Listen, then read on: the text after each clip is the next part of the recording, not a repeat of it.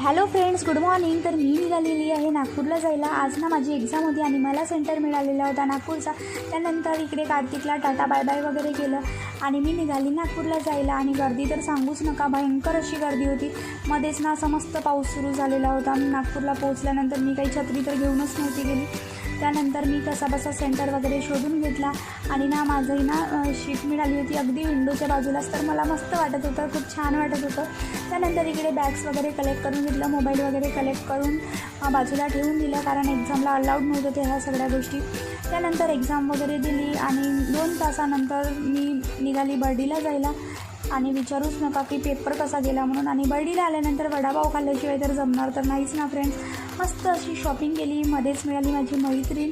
त्यानंतर तिच्याशी गप्पा वगैरे मारल्या आणि निघाली घरी जायला. पण बस काही येईनासही झाली, खूप वेळ झाला तरी बस काही आली नाही. आणि नंतर फायनली बस आली आणि मी निघाली घरी.